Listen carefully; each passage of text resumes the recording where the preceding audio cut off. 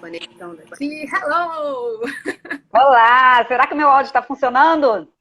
Tá perfeito, tá perfeito. A gente pode Maravilha, maravilha. conversar aqui. Tudo bem, Ana? Tudo animada aqui com a nossa conversa sustentável. Muito bom te receber aqui. A gente já está ensaiando esse encontro há um tempinho, né? Verdade.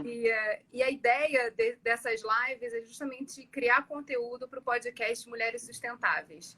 E esse projeto nasceu no ano passado, aqui em meio à pandemia, eu pensando como é que eu podia estender a conversa com mulheres incríveis que eu vou conhecendo ao longo da jornada. Você faz parte desse time. E a gente tem uma parceria muito incrível, né? Você hoje está como subsecretária de ambiente, de meio ambiente, numa secretaria que eu acho que é de sustentabilidade. Eu acho que agora a gente fincada com todos os pés nisso, mas você tem uma trajetória assim bastante importante na área do comércio justo. E esse é um tema que eu queria muito trazer. Ontem, conversando com a Ariane Santos, a gente já falou um pouquinho sobre isso, né? Sobre essa temática do comércio justo. E aí eu queria que você compartilhasse um pouco do seu conhecimento aqui com a audiência e falasse sobre esse tema que é tão importante. Dá uma enfraquecida ao longo do tempo, né? A gente não vê tantas pessoas falando disso. E nesse momento é tão importante a gente resgatar, né? Quando a gente está buscando aí novas formas de reinventar, resgatar essa temática. Está dando uma interferência no som. Será que é o meu? Contato. Quer que eu tire o fone para ver se melhora? Vamos tentar? Vamos, peraí, deixa eu tirar o fone. Tecnologia. Melhorou? Como é que tá agora? Tá ótimo, tá ótimo. É isso, às vezes o que é para ajudar atrapalha. Eu tenho um negócio com fone, Geisa, nunca dá certo. Eu fico desesperada. Então, Ana, conta pra gente como é que começou esse teu mergulho, né, no comércio justo, um pouco da tua trajetória aqui, para quem ainda não conhece essa sua faceta, que, enfim, é bastante... Tem aí um caminho, né, que você foi construindo ao longo do tempo. Pois é, não. Eu comecei muito novinha no comércio justo, né? Deixa eu tirar até o fone aqui. Comecei muito novinha no comércio justo, trabalhando aqui nas comunidades do Rio de Janeiro. Eu trabalhava numa ONG, estava recém-formada, e eu subi o morro em várias comunidades, e a gente trabalhava em especial com cooperativas de costureiras, né? E o objetivo era desenvolver peças para a gente poder exportar para a Europa, porque na Europa o mercado de comércio justo é um mercado muito forte, né? Então, o meu primeiro desafio começou na moda, com comércio justo. E foi paixão à primeira vista. Primeiro que você se envolve muito com as pessoas, né? Não tem como você não se envolver. E eu acho que o principal do comércio justo é esse envolvimento que a gente faz. E é esse desejo de justiça que a gente traz para a relação produtiva, né? Então, a partir dessa experiência de real, né, concreta, com a realidade aqui do Rio de Janeiro, nas favelas, com toda a dificuldade que existe, você fazer uma produção, você exportar, seu mercado ser aceito no exterior, seu produto ser aceito no exterior, eu comecei a me relacionar muito com uma organização internacional chamada WFTO, que é a Organização Mundial do Comércio Justo. E foi lá que eu viajei o mundo. Foi dos meus 20 aos meus 30 e pouquinhos. Eu viajei o mundo conhecendo experiências de comércio justo em diversos locais, né? Desde o interior aqui da selva mexicana, indo para a Ásia, para a África, para diversos lugares. E eu conheci pessoas maravilhosas nessa trajetória, nossas trajetórias de vida, né? Se cada um pensar, né? As pessoas que mexeram, que tocaram. E o comércio justo foi muito forte para mim nesse sentido, né? Eu cheguei Tô vendo que a Onda Solidária está aqui com a gente, que foi a instituição que eu fundei aqui no Rio de Janeiro, trabalhando com comércio justo. E foi uma experiência muito gratificante. A gente criou uma marca junto com um grupo francês chamado Tudo Bom. E durante muito tempo a gente conseguiu atuar na exportação desses produtos. Mas a vida acabou me levando para voos, enfim, ainda mais altos. Eu me tornei vice-presidente mundial dessa organização, que tem sede na Holanda. E a partir daí a gente criou uma certificação de comércio justo, que é uma certificação para organizações. Então você identifica que aquela cooperativa, aquela associação de produtor, ela é uma organização de comércio justo, ela segue os 10 princípios do comércio justo. Esses princípios, eles estão relacionados com a questão social e com a questão ambiental, né? Então tem a questão do trabalho escravo, do trabalho infantil, você gerar a capacidade e, em especial, pagar o preço justo pelo produto. Eu acho que esse é o grande mote que a gente discute no comércio justo, né? Porque qual é o preço justo para quem produz e qual é o preço justo para quem consome, né? Isso é um ponto fundamental. A gente, quando é consumidor e vai comprar um produto, será que a gente está pagando um preço justo por esse produto? Será que esse produto que a gente comprou, a gente sabe a origem dele? Quem produziu realmente recebeu um preço justo pela sua produção? E eu acho que a gente entra aí, Geisa, num tema que a pandemia deixou muito claro para todo mundo, que é o problema da desigualdade social no mundo, sabe? E as cadeias produtivas e as relações de trabalho nas cadeias produtivas, elas são muitas vezes muito nefastas para que a gente garanta uma igualdade maior, né? Para que a gente diminua essa desigualdade social que existe no mundo. E a gente, no comércio justo, tem essa intenção, né? É um mercado que começou a se desenvolver na década de 60, década de 70. Hoje, né, no mundo, é um nicho de mercado, são mais de 7 bilhões de euros hoje que giram em comércio justo só na Europa. Você tem mais de 72 países hoje exportando para o comércio justo. Mas aí vem um desafio muito bacana que nasceu aqui no Brasil, que é aproximar o comércio justo da economia solidária, que é a minha grande paixão, né? Porque o movimento de economia solidária no Brasil, nos últimos 20 anos, ele se estabilizou, ele ganhou muita ação dentro da política pública, né? Então tem conselhos municipais, conselhos estaduais, grupos, redes, né? De produtores, de mulheres, em especial, ele tem uma participação feminina muito grande, né? E que se organizaram para comercializar os seus produtos de forma coletiva. Então, a gente tem, por exemplo, aqui no Rio de Janeiro, tem o Circuito Ecossol, o Circuito de Orgânicos. E aí, nesse caminho, a gente consegue aproximar quem produz de quem consome diretamente. Né? Então, é o produtor vendendo direto para o consumidor. E aí a gente faz uma relação perfeita de comércio justo. Porque o produtor, ele negocia direto com o consumidor o preço justo daquele produto. Então, isso que eu acho assim, que promove essa possibilidade de aproximação e de combate à desigualdade. Né? Que é esse tema que a gente precisa agora cada vez mais estar trabalhando junto. No campo da sustentabilidade, a desigualdade está lá, ela é um ODS, ela está ali inscrita, né? As relações sustentáveis de produção. E os circuitos curtos, que é isso que eu estou falando agora, que é essa coisa de você que produz na sua cidade, você vende para quem mora na sua cidade diretamente, sem atravessadores, né? Que é o grande combate do comércio justo, são os atravessadores. Quando você consegue proporcionar esse circuito curto, você consegue gerar uma economia local muito, muito mais forte, né? Você fortalece a economia local. E o comércio justo, quando ele começou...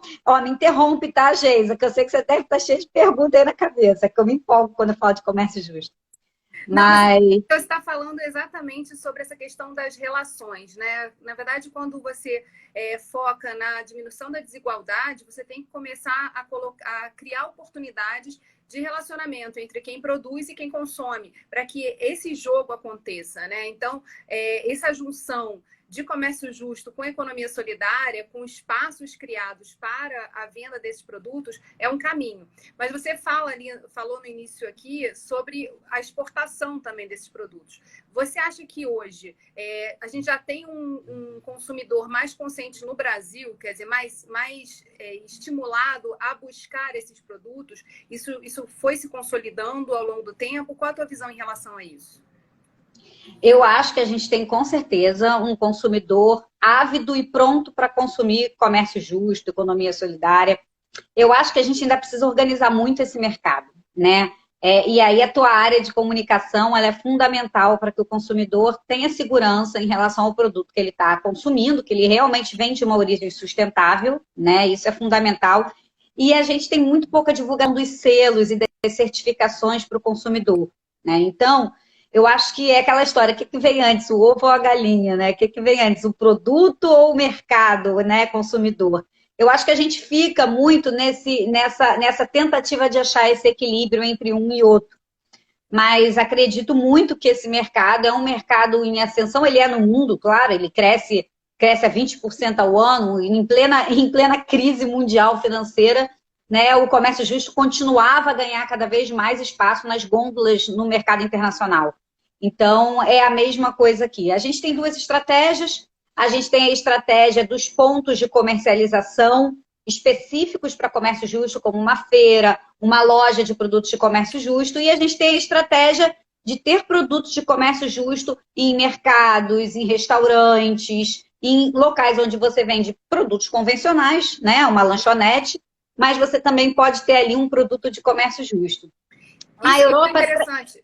Desculpa te interromper. Não, vai lá, vai lá. Interessante justamente porque você precisa também estreitar com as organizações e pessoas que estão trabalhando, olhando para isso, né, onde buscar essa certificação. Quando você fala WFTO aqui, eu acho que é super importante, porque as pessoas não têm conhecimento também de que elas podem se certificar e podem ter lá mais uma chancela, né, de uma organização internacional falando sobre o que ela está fazendo ali. E você falou de 10 princípios do comércio justo. Você pode citar aqui para a nossa audiência quais são esses princípios e como é que essas pessoas podem buscar essa certificação? É por e-mail? É pelo site? Qual é o caminho?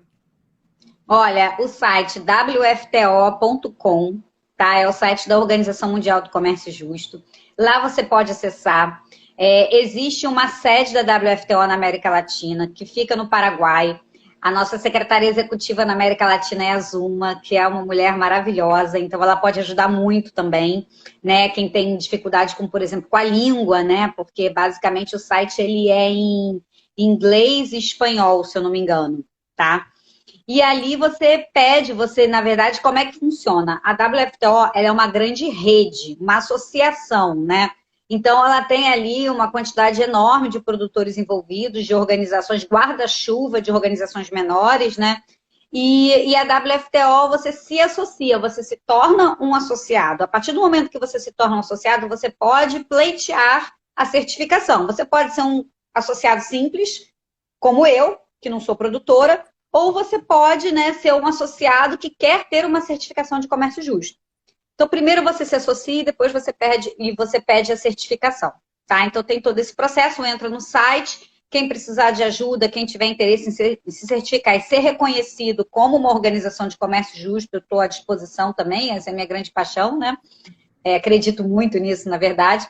E, assim, existe hoje uma carta de princípios e critérios que rege esses critérios ou esses princípios, são princípios do comércio justo no mundo.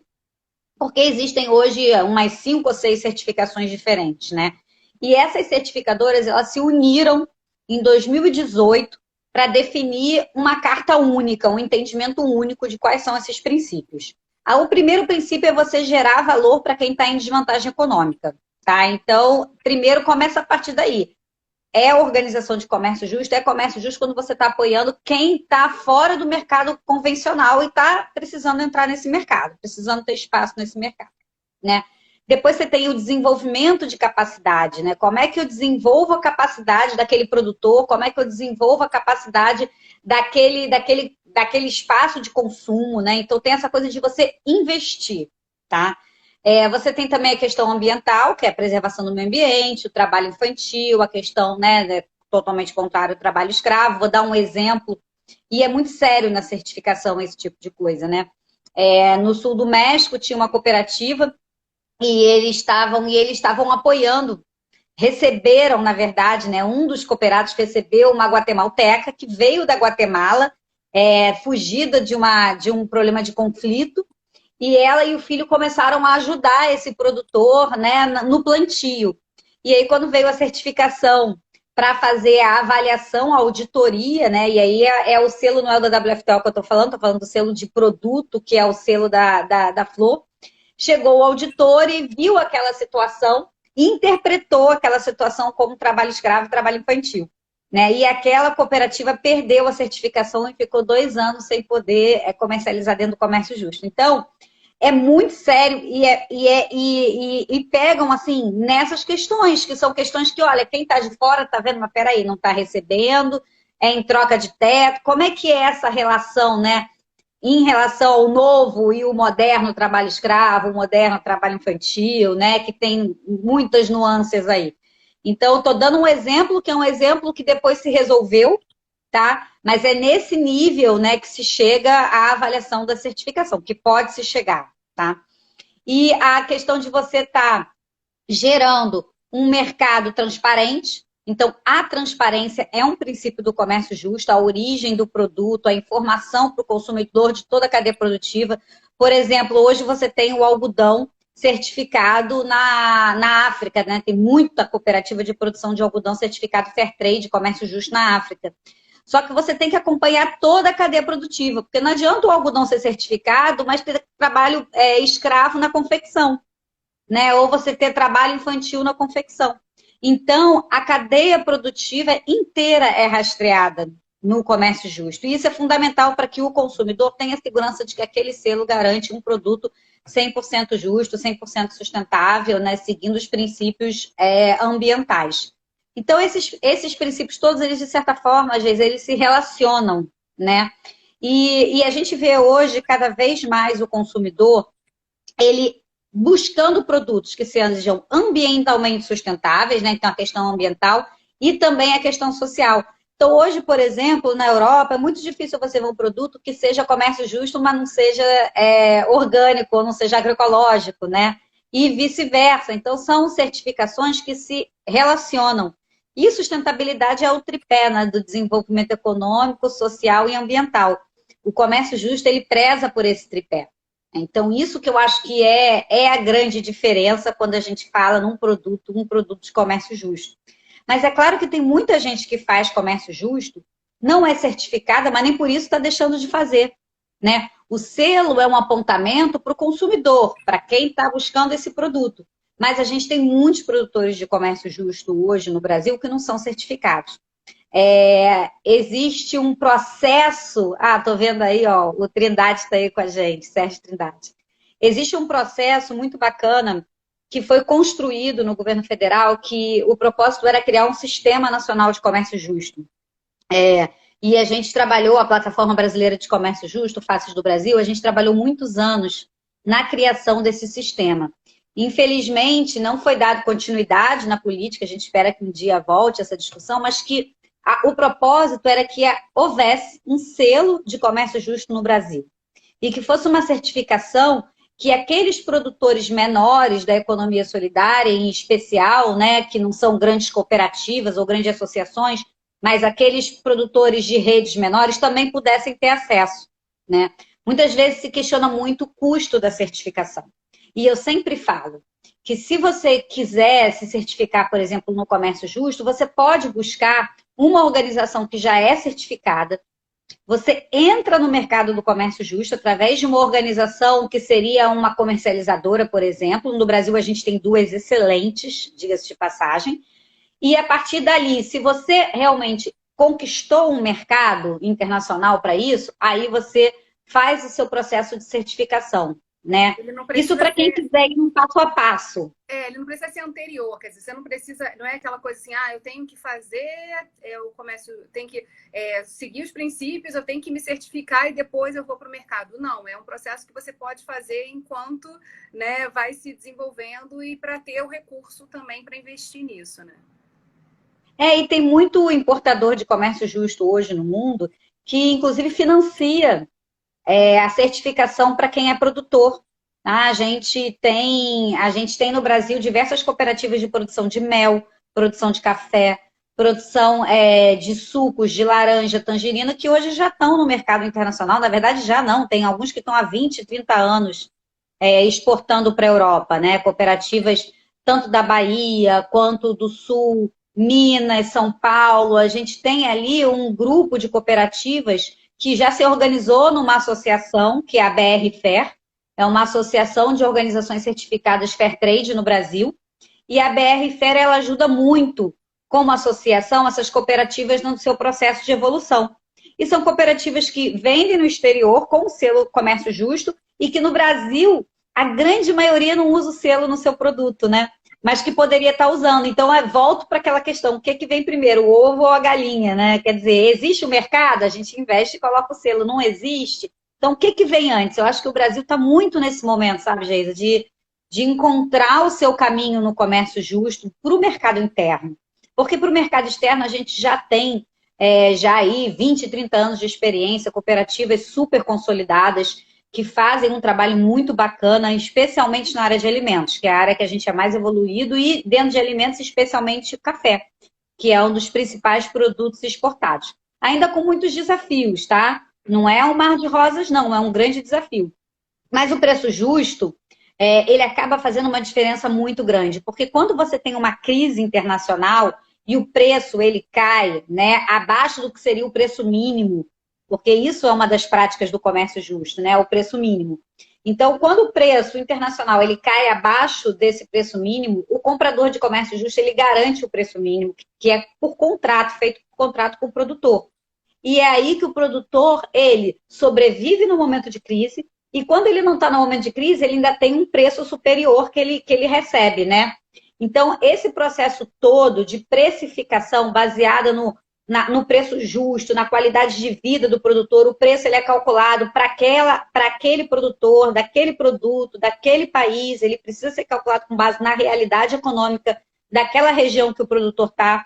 Então, isso tudo é muito levado em conta no comércio justo. Então, ele não está sujeito às quedas drásticas e crises internacionais, como a gente já viu acontecer em diversos produtos. E esse é um grande diferencial para o produtor no comércio justo. Tem um colchão aí, né, para poder justamente se basear e conseguir também né? ter sua produção e trabalhar sobre isso. E como é que isso funciona aqui no Rio de Janeiro? Quer dizer, quais são as organizações que estão movimentando essa agenda? Você falou dessa conexão de economia solidária com comércio justo. Quais foram os avanços que você percebe, assim, pelo menos na discussão dessa temática? Eu acho que a gente teve uma fase muito boa, né? E depois a gente teve uma fase, como é que eu posso dizer, de apagão, se é que eu posso chamar de apagão. Mas em relação ao comércio justo, não em relação à economia solidária, né? Mas em relação ao comércio justo. A gente teve uma fase muito boa em que a gente, isso aí eu posso falar 2013, 14, 15, 16, né? Se trabalhou muito a questão do Rio Cidade de Comércio Justo. Existe no mundo uma campanha internacional, são mais de 2.000 cidades de comércio justo, onde as cidades seguem também princípios e critérios para se tornarem cidades reconhecidas como cidades de comércio justo. Em 2016, o Rio recebeu como cidade, né, recebeu essa certificação de cidade de comércio justo, e muito pela relação da economia solidária com o comércio justo, né, pelas feiras que acontecem na cidade, tanto de orgânicos, né, dos produtores, então, assim como o Rio Ecossol, né? Então, o circuito de orgânicos, o Rio Ecossol, onde a gente tem, na verdade, uma proximidade do produtor com o consumidor, seguindo a lógica do comércio justo. Então, isso no Rio de Janeiro foi muito bacana naquela época. A gente conseguiu envolver redes de restaurantes que compram direto do produtor e comercializam aquele produto orgânico, né? Eu me lembro muito da Tereza Corção, que foi uma super parceira na época, e a Tereza tinha no navegador, no restaurante dela, que infelizmente ela precisou fechar com a pandemia, mas ela tinha um mapa do Brasil maravilhoso na parede do restaurante dela, e no cardápio dela ela apontava de que produtor vinha aquele palmito, de que produtor vinha aquela pimenta rosa. Então, assim, era um trabalho muito bacana que tinha naquele restaurante. Mas vários restaurantes compram direto do produtor, né? E isso é muito positivo. Essa relação direta, né, do chefe de cozinha, por exemplo, né, com o produtor. Isso foi um movimento que cresceu e continua crescendo no Rio de Janeiro. Isso eu acho que não parou. Isso é uma ação de comércio justo, né? A gente não divulga assim, mas isso é comércio justo, né? Quando há essa relação direta e essa possibilidade de negociação direta.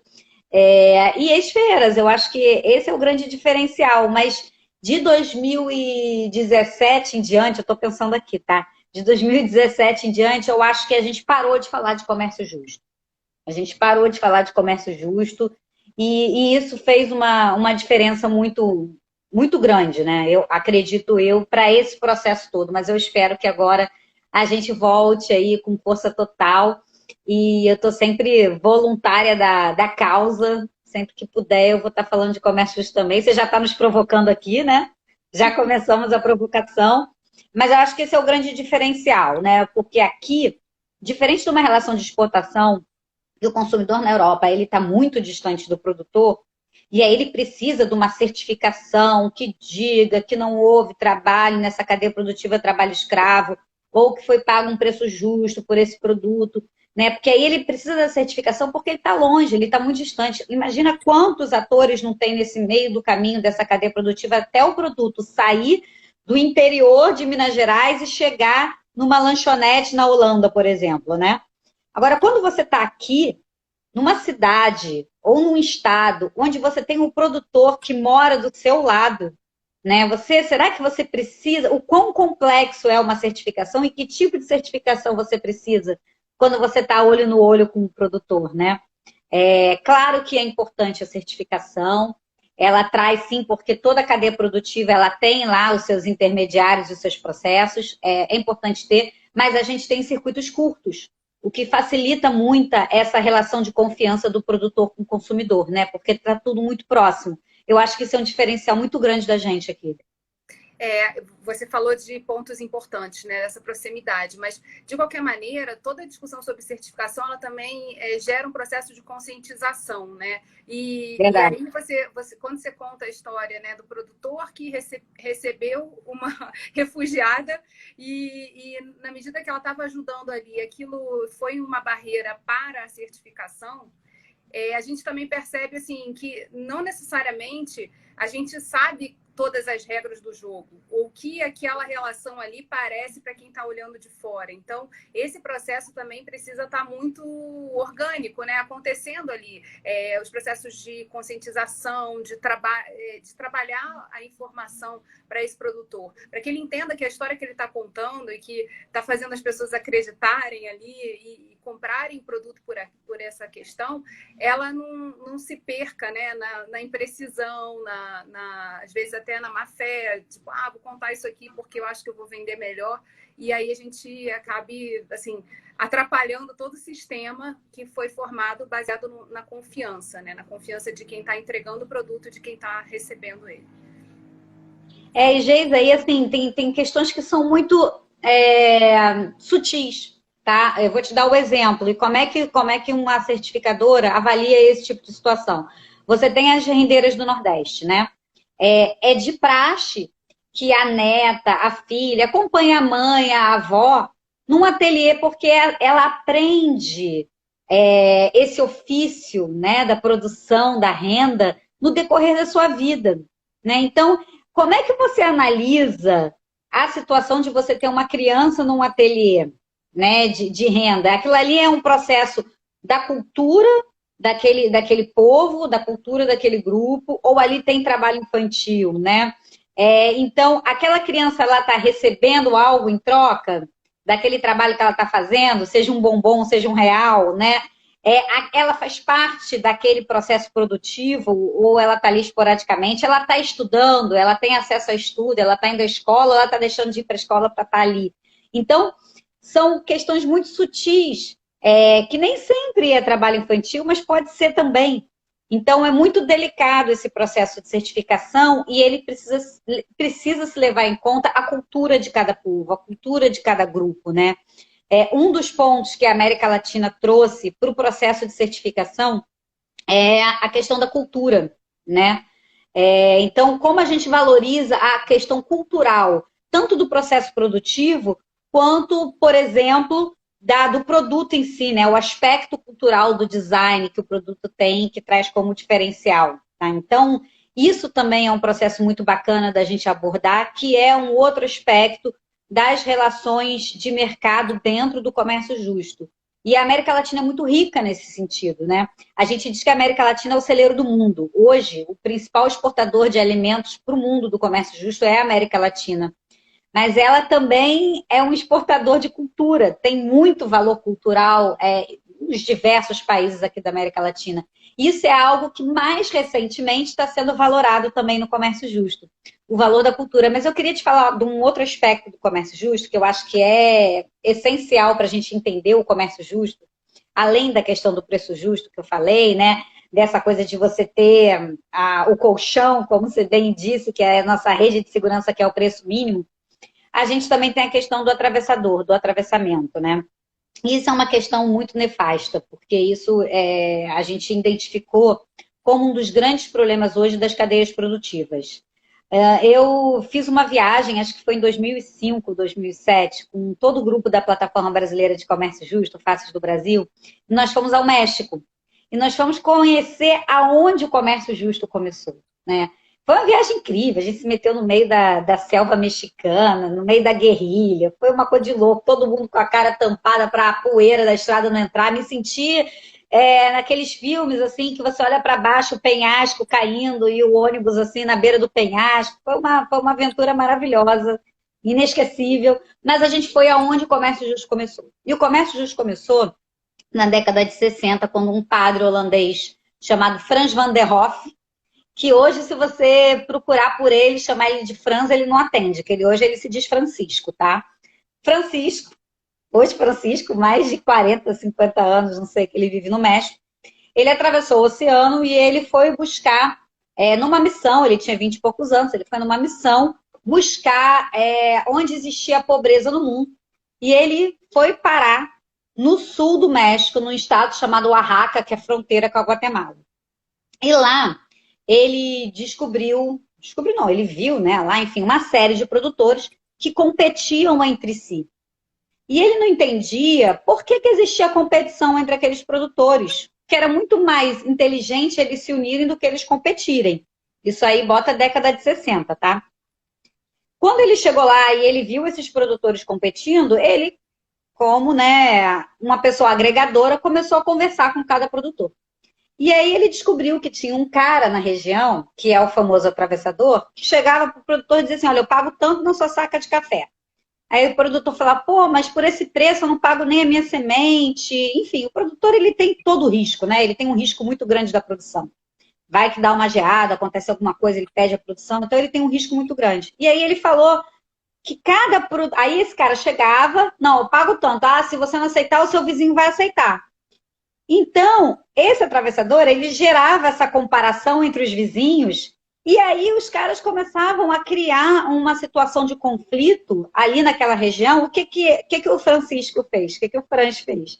Ele reuniu todo mundo e disse, olha, vamos criar uma associação de produtores e através dessa associação a gente vai ter força, porque a gente vai ter mais quantidade para vender, né? Então a gente vai ganhar escala, vai ter mais força e a partir daí a gente vai trabalhar um preço com esse atravessador que chega lá.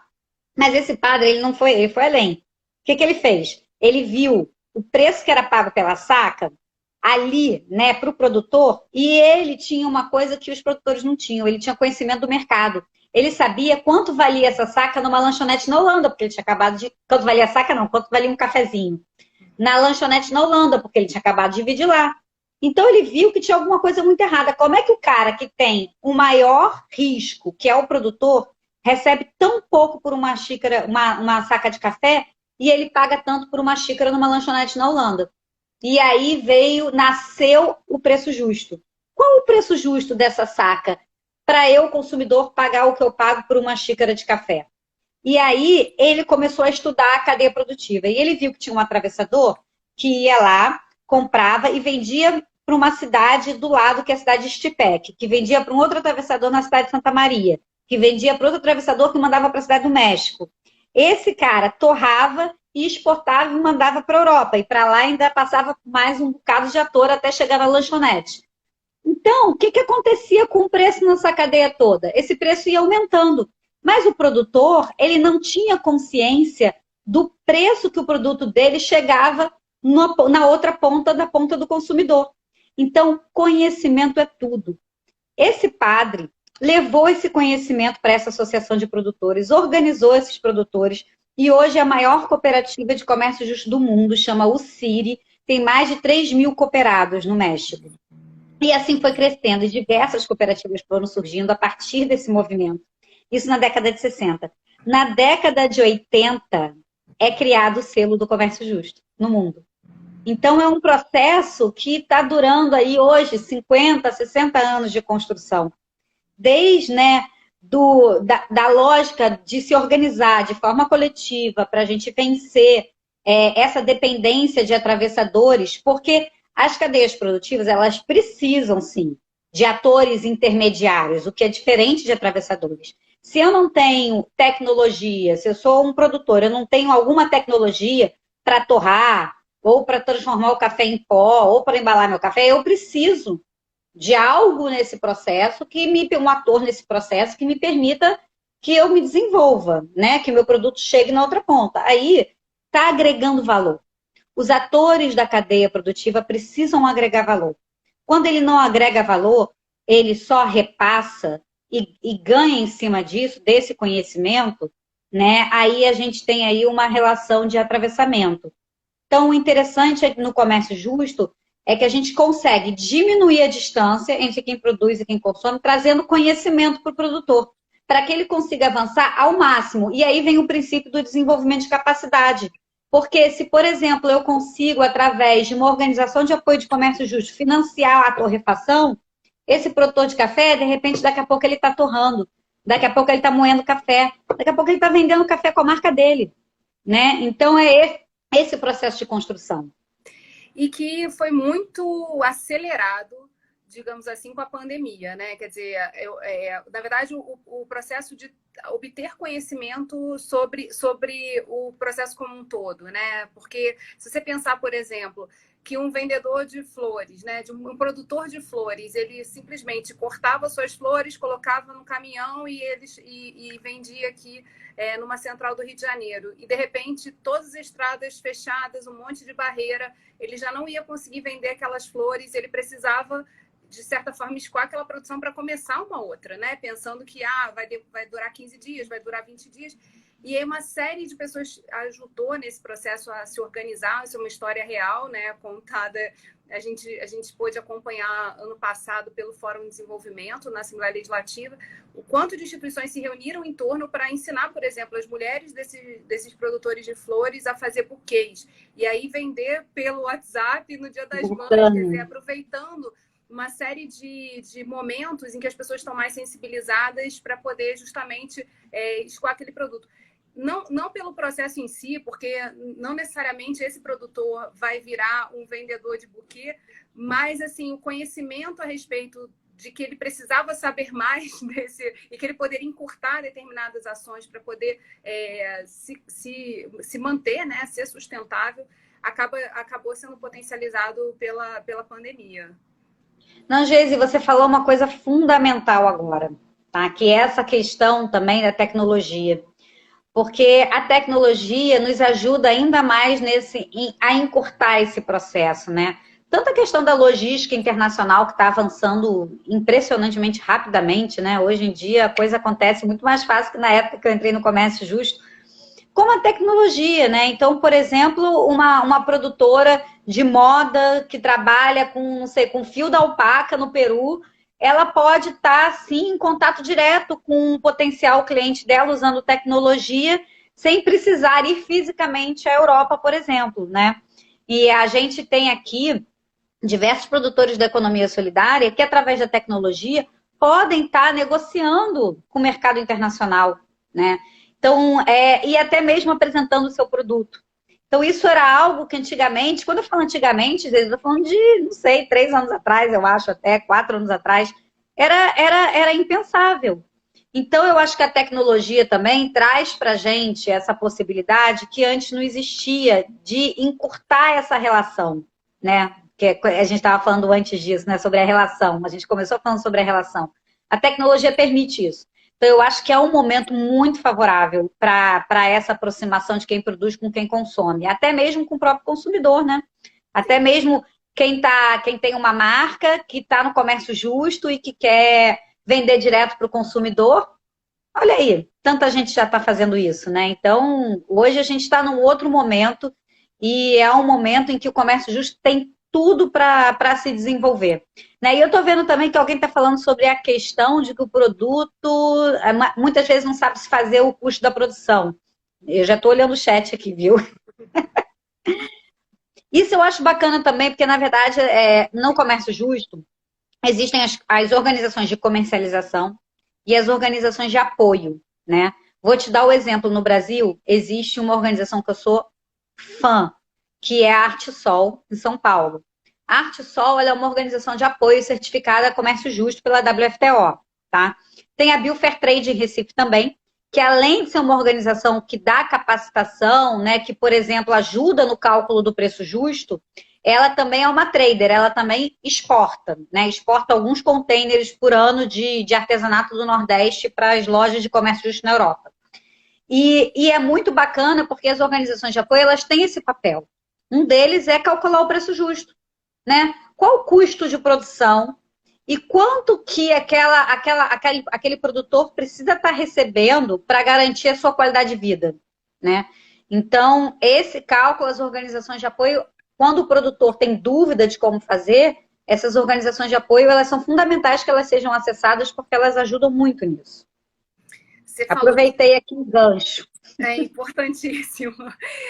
Você falou sobre essa questão do conhecimento, a gente falou dos potenciais oportunidades que a tecnologia traz para esse encurtamento da cadeia, né, para um contato mais direto com quem está produzindo, mas também tem desafios aí, né, justamente porque não necessariamente as pessoas têm acesso ao mesmo tempo às informações que ela precisa para poder se colocar. E aí, também atuar coletivamente em plataformas que possam fazer esse contato com o consumidor é importante, né? Quer dizer, você pegar, cada um ter que criar o seu perfil, a sua lojinha, se pudesse trabalhar junto, né? E fazer algo mais coletivo, também nessa questão da cooperação, poderia ser um caminho, né?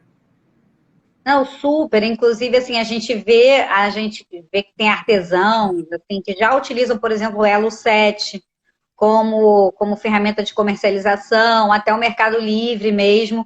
Mas hoje, né, existe no exterior, mas aqui no Brasil eu não conheço o que seria, né, esse mercado do comércio justo. Mas seria fantástico, seria importantíssimo até aqui para o mercado interno. Tem uma experiência nos Estados Unidos, eu agora esqueci o nome, mas ela é maravilhosa, que ela reúne numa mesma plataforma produtos de comércio justo no mundo inteiro e ela reverte o ganho, né? Seria o ganho dessa. É uma instituição sem fins lucrativos. Então, a diferença, o ganho da venda do produto, ela reverte em plantio de árvores, por exemplo, né? É uma iniciativa super bacana e é uma plataforma dessa. Os produtores têm uma loja dentro da plataforma e acontece exatamente esse processo que você está dizendo. Então, tem muito para evoluir ainda, né? E que vem na minha cabeça também foi justamente a questão da cidade ser uma plataforma. Você falou do Rio, né? Desse título que o Rio recebeu lá atrás, de cidade comércio justo, mas a cidade, se você pensar, por exemplo, a partir das feiras ou da apresentação desses produtores, da criação de espaços para que eles se coloquem, também pode ser uma plataforma aí presencial, né? A gente espera que isso possa acontecer, voltar a acontecer muito em breve com a vacina. Mas as cidades também podem ser essas plataformas, né? E podem atuar a partir de políticas públicas que fomentem o comércio justo, esse trabalho, né? Não, perfeito. Agora você falou algo, Geisa, que tocou no coração, né? Porque a cidade, a cidade, ela é uma plataforma, assim, para todos nós, né? Para a sociedade como um todo. E se a gente organizar essa plataforma, a gente tem aí essa possibilidade da relação, né, do mundo físico com o mundo virtual, né? No comércio justo existe uma coisa muito bacana que você falou em plataforma, lembrei, que é a moeda eletrônica, né? A moeda social, que foi algo que nasceu muito forte com a economia solidária no Brasil e que poderia estar fazendo exatamente, a gente pensou isso na época, em 2016, essa amarração entre os diferentes atores dessa plataforma que é a cidade, né? Então, se eu tenho uma moeda Quando eu falo uma moeda digital, um cartão, né? Não precisa ser uma moeda diferente do real, não. Mas um meio de pagamento, vamos falar assim, um meio de pagamento eletrônico que seja relacionado a produtos sustentáveis, por exemplo, né? Produtos do comércio justo, eu posso, com esse meio de pagamento, eu posso comprar na feira, eu posso comprar no restaurante, eu posso comprar na loja, né? Então, aonde eu tiver os parceiros dessa rede de comércio justo na cidade, eu posso estar usando uma moeda específica, que talvez tenha aí um custo menor para o produtor, um custo menor para o consumidor, né? Então, uma rede que envolve meios de pagamento, eu acho também que é uma forma da gente plugar junto essas iniciativas que, de certa forma, estão distantes, né? E uma certificação pode ajudar nesse processo todo da gente conseguir reunir num mesmo ambiente ou num mesmo sistema de negócios justos, todos esses atores que estão fazendo comércio justo diariamente, a gente sabe que estão. Mas falta essa identidade realmente, né? Que a cidade dá, né? E eu estava conversando uma vez com uma amiga que trabalha com acessibilidade, e ela fala, eu vejo, em todo lugar que eu olho, eu vejo acessibilidade. E quando a gente fala de sustentabilidade, é assim também, né? Você consegue conectar ações que têm nomes diferentes, mas que, no fundo, estão unidas pelo mesmo propósito de gerar uma sociedade melhor. Quer dizer, incomoda muitas pessoas a gente viver como a gente vive hoje, né? E sem prover, a partir da nossa ação como consumidor, por exemplo, a qualidade de vida de quem está produzindo aquele produto. Então, quando você fala da cidade, a gente conversa aqui, né, sobre a cidade como plataforma para o comércio justo, o quanto o comércio justo se conecta com a economia solidária, eu fico pensando também nos negócios de impacto social, que é um movimento também que está crescendo a beça, e a gente vê a conexão desses empreendedores que estão olhando o impacto que eles estão gerando, solucionando problemas na ponta, muitas vezes com a ajuda de empresas que investem nesses negócios, para justamente gerar essa mudança que a gente está tanto falando aqui. Então, quanto essas questões elas vão se conectando nessa grande plataforma, né? E quanto a Agenda 2030 também o espaço em que tudo isso pode se encontrar, né? E que a gente precisa estar monitorando para poder justamente falar, olha, você que está fazendo esse pouquinho aqui se conecta com esse outro que está fazendo um pouquinho, e muito a gente tá avançando por conta de todas essas atividades. Você hoje também, assim, para quem não sabe, a Ana hoje atua justamente dentro de uma secretaria, fazendo política pública, né? Está na ponta, no executivo, onde tem a caneta para as coisas acontecerem. E aí é muito interessante, Ana, eu queria que a gente está, enfim, esse papo é bom e vai rápido, passa muito rápido, que você falasse um pouquinho sobre como todo esse trabalho, toda essa sua paixão pelo comércio justo também te dá suporte, né? Esse conhecimento do que acontece na sociedade te dá suporte para pensar hoje no estímulo à Agenda 2030 e no papel que o Rio de Janeiro, como cidade, como estado, tem nessa pauta da sustentabilidade. Nossa, a gente está fazendo ano que vem 30 anos da Eco 92, né? Eu não sei se quem está assistindo a gente ou está ouvindo a gente teve na Eco 92. Eu era uma menina, estou com 42, então eu tinha 12 anos, eu acho, 13 anos. Ainda não sabia o que a vida me reservava, né? Mas, enfim, 2022 a gente faz 30 anos, né? E aí vem muito forte a questão da Rio+30. E o grande tema, eu acredito, que a gente ter uma Rio+30, né? Onde há 30 anos atrás a gente debatia na Eco 92 a questão ambiental, o problema das mudanças climáticas e como é que o mundo ia reagir sobre isso. Agora a gente tem um problema muito forte, que é a questão da desigualdade social, que foi como eu comecei a nossa fala, né? E a pandemia deixou isso muito claro, que estamos todos conectados, não tem jeito, não existe essa história de que ali funciona, aqui não funciona. Está todo mundo conectado e a gente precisa agir, né? Aquela máxima, agir localmente, mas pensar globalmente. E a situação é essa. Então, a Rio+30, ela vem aí no ano que vem, onde a gente vai estar falando dos 17 Objetivos do Desenvolvimento Sustentável, né? Dentre eles, a gente tem aí o comércio justo muito forte em relação à questão das relações de produção sustentável, o comércio justo é uma bandeira forte no mundo todo dentro dessa linha, né, da sustentabilidade. Mas a Rio+30 ela vai proporcionar que a gente aborde temas fundamentais que o mundo agora encontra-se, né, se deparando, e acho que o mundo está mais consciente também, né? Eu acho que isso tudo que aconteceu nos trouxe, eu espero que sim, tá, Geisa? Eu espero que sim, uma consciência coletiva maior. Esperamos que sim, uma consciência coletiva maior. E a Rio+30 vai ser essa oportunidade, tá? Da gente fazer essa troca coletiva no Brasil, no estado do Rio de Janeiro, mas também no mundo, né? Porque as tecnologias vão permitir que a gente, né, interaja muito mais com o mundo a partir de agora. E a Rio+30 é esse espaço, né? Nessa plataforma, como você falou, vai ser a nossa plataforma virtual que vai unir esse debate coletivo em torno da sustentabilidade. Então, o ano que vem é um ano que promete muito, né? A gente já vem trabalhando numa agenda, e aí agora falando um pouquinho como subsecretária, né, da Secretaria de Ambiente, mas a gente trabalhando aqui numa agenda de mobilização da sociedade em torno, né, da Agenda 2030 da ONU. Entramos na década de ação agora em 2021, então são 10 anos pela frente, até 2030 que a gente tem para alcançar as metas do desenvolvimento sustentável. Então a gente tem aí um caminho para traçar muito objetivo. No governo do estado a gente está trabalhando a criação de um observatório dos ODS, né, foi aprovado agora, então a gente vai está construindo esses indicadores, né, do que seriam os indicadores dos Objetivos de Desenvolvimento Sustentável para o estado do Rio de Janeiro.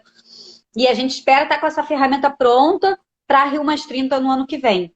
E vamos trazer com certeza o tema da desigualdade social, do comércio justo, da sustentabilidade. Existe um link que eu acho lindo do comércio justo com a produção sustentável, que é a questão dos reciclados, dos produtos reciclados, reaproveitados, economia circular, produtos que venham a partir dessa nova visão de ver o mundo, que é uma visão circular, né? Não mais uma visão linear, onde o resíduo de uma cadeia produtiva gera insumo para uma nova cadeia produtiva. E aí o comércio justo ele se encontra de forma muito clara com o tema ambiental, não só na questão, né, de você não poluir o meio ambiente na hora que você produz, mas também de você gerar novos produtos a partir dos resíduos das cadeias produtivas. E aí, isso aí, com Rio+30 vai dar um samba maravilhoso.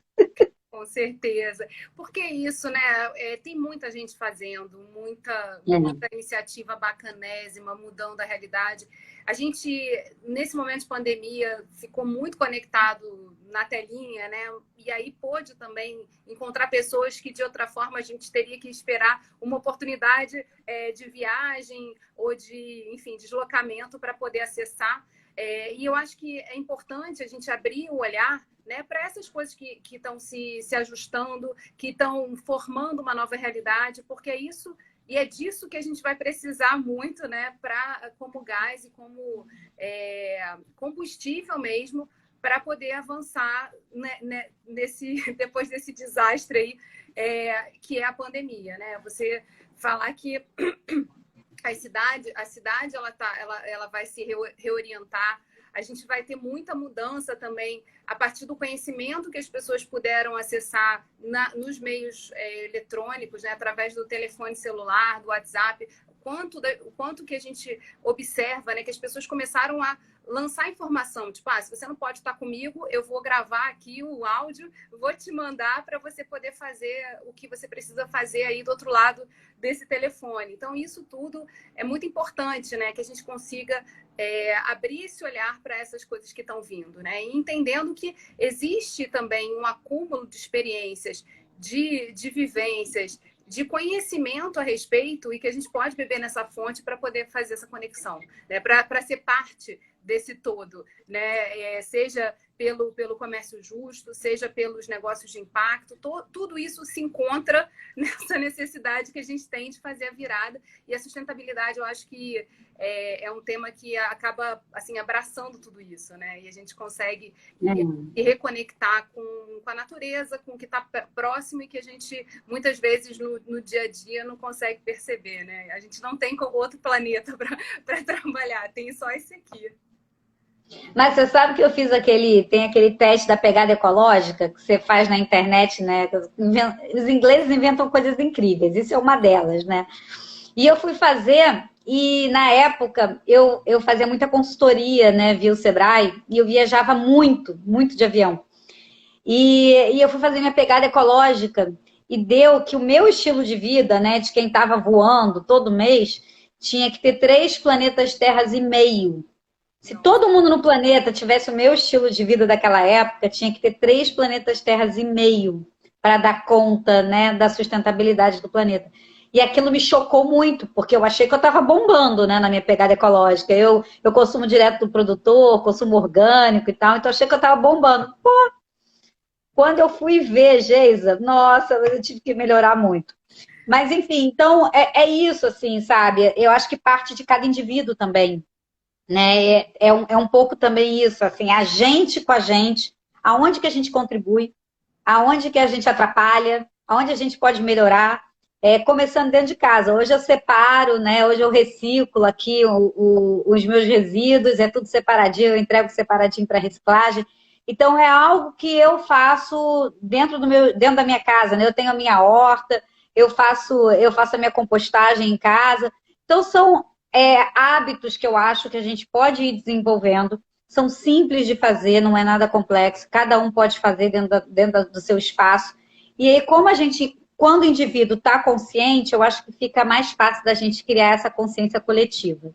E foi o que você falou, né? A gente tem negócios de impacto, a gente tem o comércio justo, a gente tem a economia solidária, a gente tem os 17 ODS, a gente tem tanta iniciativa bacana, né? Que a gente precisa realmente desse grande guarda-chuva, dessa grande plataforma que mostre todas essas possibilidades, para que as pessoas cada vez mais estejam em mais sintonia com o planeta Terra que a gente precisa para as próximas gerações, né?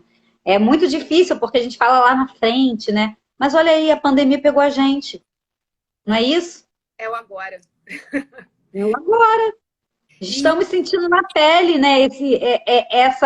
Essa desigualdade social, estamos sentindo na pele. Todo mundo aí não tem rico, pobre, não tem diferença de religião, de raça, de gênero, de nada, né? Todo mundo está sentindo igual. Então, é claro que uns com mais dificuldade e outros, né, menos, óbvio, que aí está a desigualdade social gritando na nossa cara, né? Mas, assim, o vírus é para todos. Então, a gente está agora levando aí, não vou dizer, eu vou falar esse tapa na cara, né? Tapa de luva de pelica, não é nem de luva de pelica, né? Enfim, para a gente poder, de fato, repensar como indivíduo e como sociedade a forma como a gente quer se relacionar no planeta. Ana, passou muito rápido essa horinha. Já.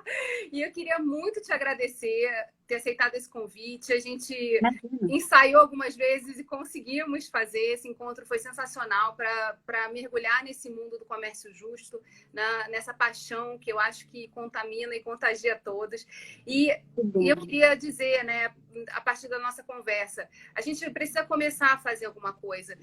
E o pouco que a gente faz já é algo que soma, que conecta, que importa. Então, dar voz a quem...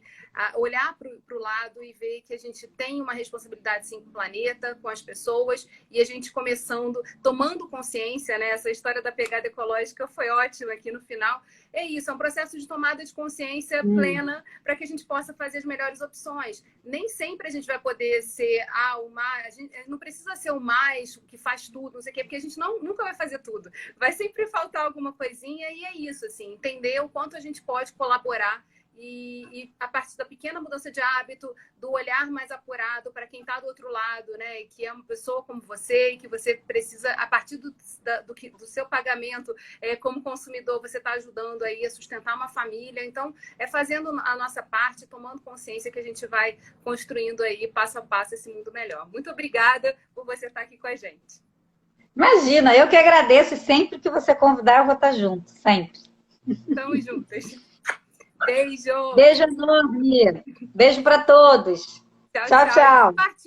Compartilhem com quem vocês acharem importante, porque vai ficar disponível aí no GTV, então pode mandar, porque tá aí a conversa colocada e muita informação para todo mundo. Beijo. Beijo, gente. Boa semana.